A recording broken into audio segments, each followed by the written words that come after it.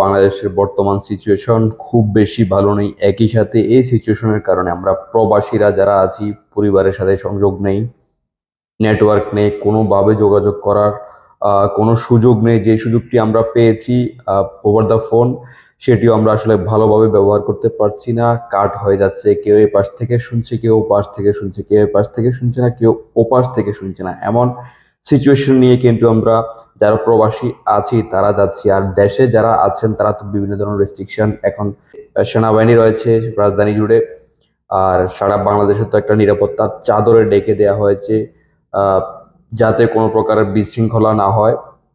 যদিও এই বিশৃঙ্খলা এখনো পর্যন্ত আমরা 200 বেশি আমরা ছাত্র ভাইকে আমরা হারিয়েছি। সেই আন্দোলনের আজ কিন্তু প্রবাসের মাটিতে সংযুক্ত আরব আমিরাতে আমরা পেলাম।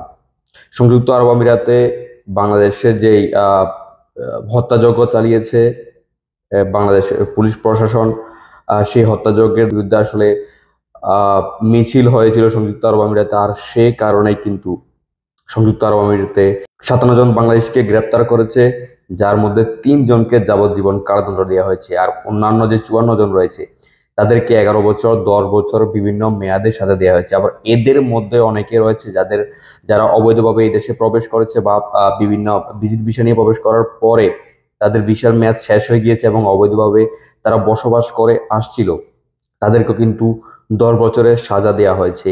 এভাবে আসলে দেশে এবং বিদেশে আমরা আসলে বিভিন্ন ধরনের সমস্যার সম্মুখীন হচ্ছি। যদি দেশে যে সমস্যাটি সেটি সম্পর্কে আমরা সবাই জানি। আর এই সমস্যার কারণে কিন্তু প্রবাসে যারা আছি তারা বিভিন্নভাবে আমরা উদ্বিগ্ন ছিলাম।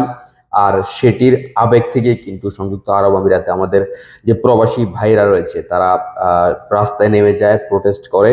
বাংলাদেশে যে প্রোটেস্ট হয়েছে সেটির সমর্থনে, যদিও এটি আসলে করাটি উচিত হয়নি।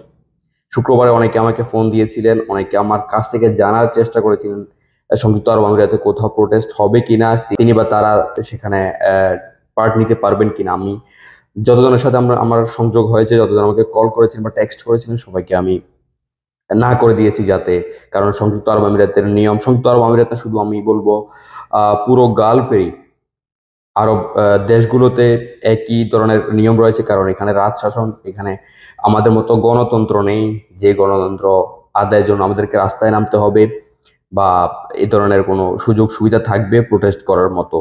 আর সেই জায়গাটিতে বাংলাদেশি ভাইরা যারা আহ, রাস্তায় নেমেছিলেন প্রোটেস্ট করার জন্য, তারা অপরাধী হয়ে গিয়েছেন এবং তাদেরকে কিন্তু আহ, সরকারি প্রসিকিউশনের মাধ্যমে তাদেরকে আইনের আওতায় নিয়ে এসেছে খুব তাড়াতাড়ি।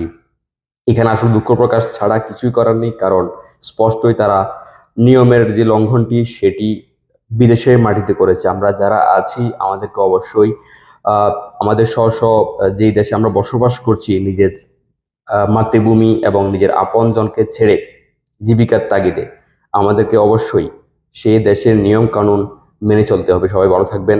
আসসালামু আলাইকুম।